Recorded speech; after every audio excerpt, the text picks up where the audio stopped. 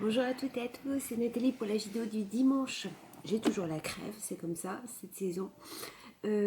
Donc aujourd'hui, sujet sur tout ce qui est dépression, suicide.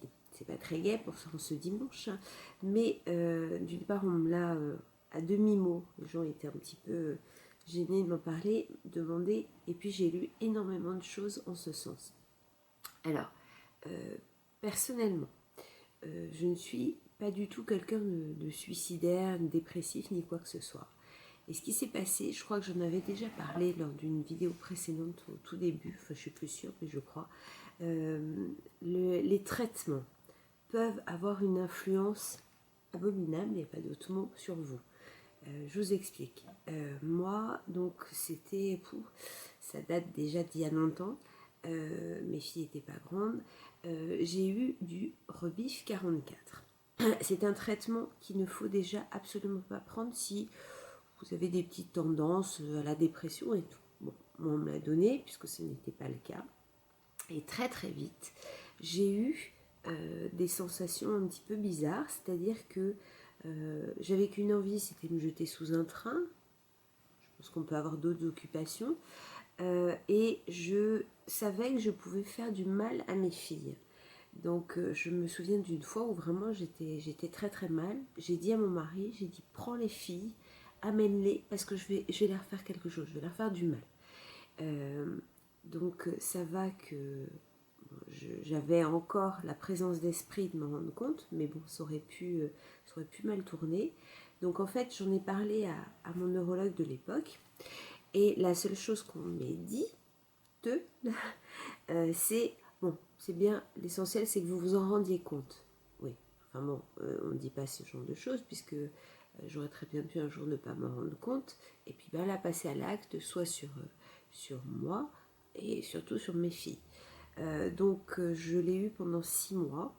Le professeur aidant qui me suit à Rennes, quand je lui en ai parlé, m'a dit qu'en fait, immédiatement, il aurait fallu arrêter ce traitement, puisqu'il y a un très faible pourcentage de personnes qui ne le supportent pas. Malheureusement, j'en faisais partie.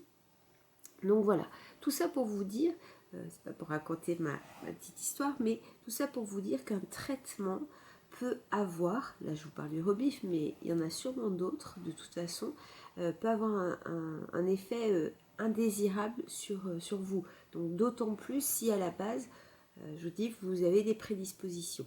Donc ce qui est important, c'est que dès que vous avez la perception de ne pas être bien, parce que bon, on s'en rend quand même compte, ou alors si dans votre entourage on vous dit ça n'a pas l'air d'aller, il ne faut pas prendre ça à la légère en se disant ouais bon c'est bon, soit si c'est quelqu'un qui vous dit excusez-moi le terme, mais il m'emmerde, c'est bon, il me laisse, voilà, moi je suis malade, il n'a pas en plus à me dire que non, il faut quand même écouter et savoir, parce que je dis, moi j'ai eu la chance, entre guillemets, de percevoir que ça n'allait pas, mais on n'est pas tous pareils, il y a des gens qui ne le percevront pas, et puis ben, ça finit par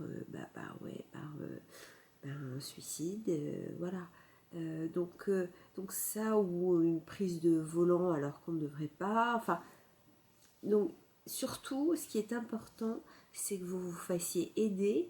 Alors, le premier médecin ou spécialiste que vous allez voir ne va pas forcément être à l'écoute, ne va pas forcément comprendre, comme moi, ce qui s'est passé. Mais dans ces cas-là, il faut que vous allez voir quelqu'un d'autre, parce qu'ils sont pas... vous allez en rencontrer un qui sera à l'écoute, parce que je pense que la majorité l'est. Donc, voilà, donc surtout ne vous laissez pas, vous de vous-même, vous téléphoner à un psychologue, un psychiatre, enfin quelqu'un, mais où vous voyez quelqu'un. Surtout, il ne faut pas rester comme ça.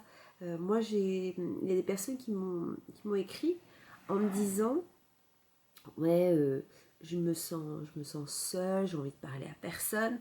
Alors je leur ai dit, mais vous n'avez pas de famille, d'amis, enfin vous n'êtes pas entouré. Ils m'ont dit, si, je le suis, mais j'ai pas envie pour X et X raisons, soit parce que parce on se dit qu'on n'a pas envie d'embêter les personnes, soit enfin, pour plein de choses. Mais il ne faut pas rester comme ça. Alors je vous ai déjà parlé par exemple des cafés cèpes. Alors les cafés cèpes, pour moi l'avantage, ça se développe en plus de plus en plus, c'est l'avantage, c'est que vous n'êtes avec des personnes, soit bon, il y a quelques aidants, quelques personnes de l'entourage, mais qui connaissent, mais sinon vous n'êtes qu'avec des personnes qui ont la même maladie que vous. Donc au moins, si vous leur dites quelque chose, c'est parlant pour eux. C'est comme moi, les vidéos que je fais, ça touche plus, entre guillemets, même si je ne veux pas me vanter de toucher beaucoup de monde, mais ça touche plus quelqu'un, puisque vous vous dites, ah bah ouais, elle a la même chose que moi, donc elle comprend. Oui, voilà.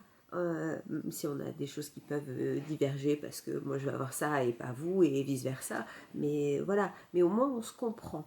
Et justement, les cafés cèpes, les associations, enfin, là vous rencontrez des personnes qui sont comme vous. Alors si vous ne voulez pas les rencontrer, ce que je peux comprendre en se disant, moi au départ, il y a 20 ans, on m'aurait dit tu vas rencontrer, j'aurais pas eu envie parce que je me serais dit ouais ça va être super, je vais voir que des gens en fauteuil roulant, ça va me démoraliser et tout, donc je l'aurais peut-être pas voulu.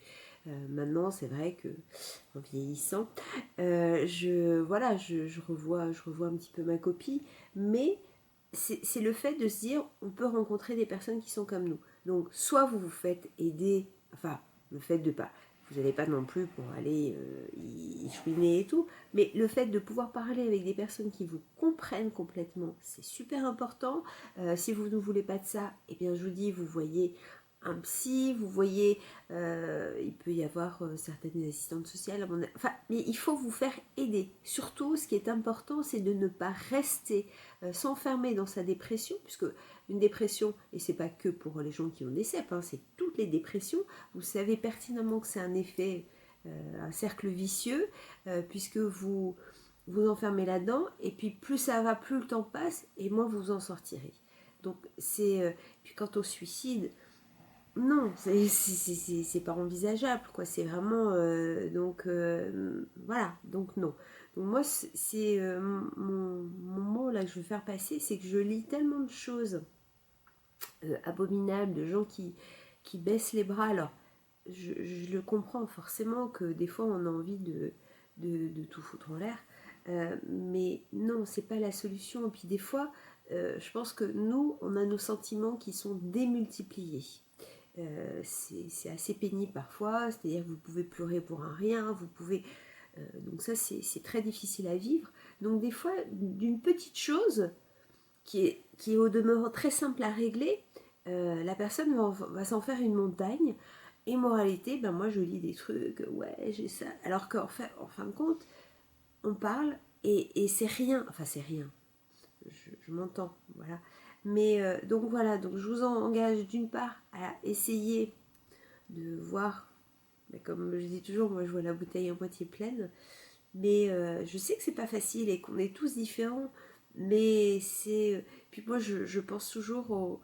On a vu dernièrement, je pense que beaucoup l'ont vu, ça a été partagé sur Facebook, l'histoire d'un petit garçon, je sais plus quel âge il a, enfin il a 6 7 ans, voilà, qui est malade et c'est bouleversant. Donc moi je pense toujours justement aux enfants en particulier. Excusez-moi, j'ai vraiment plus de voix là, c'est catastrophe. En me disant, non, il faut suivre leur exemple. Donc voilà. Donc je sais que c'est pas facile, mais surtout, moi, mon message aujourd'hui, c'est faites-vous aider par qui vous voulez, mais faites-vous aider, restez pas comme ça. Et puis voilà quoi. Voilà. Donc c'est tout pour aujourd'hui. Continuez de m'envoyer des sujets. Alors je pense que mercredi, je vais faire un sujet sur l'alimentation. Alors je suis une très très mauvaise conseillère à ce niveau-là. Je vais bosser dessus pour vous parler un peu de l'alimentation, du gluten, enfin tout ce genre de choses, parce que moi je ne le fais pas. Donc, mais je vais bosser là-dessus. Donc Sylvie, je pense à toi. je pense que dimanche prochain, je ferai un sujet sur tout ce qui est cognitif et tout, même si j'en ai déjà fait, puisqu'il y a la mémoire, tout ça. Donc voilà. Donc mercredi prochain, l'alimentation. Et dimanche prochain, les problèmes cognitifs. Enfin voilà. Donc, j'ai du boulot en perspective, c'est cool. Je vous fais plein de gros bisous et puis surtout, mais je sais que c'est dur, mais gardez le smile et puis c'est super important, quoi. C'est vraiment, vous enfermez pas dans votre dépression, tout ce que vous voulez, et ça c'est valable pas que pour nous, c'est valable pour tout le monde, quoi. C'est voilà, il y a toujours quelqu'un autour de vous qui peut vous aider. Donc je vous fais plein de gros bisous. Je vais passer devant la caméra parce que c'est moi qui ai éteint. Plein de gros bisous. Et puis bon dimanche. Et puis à mercredi.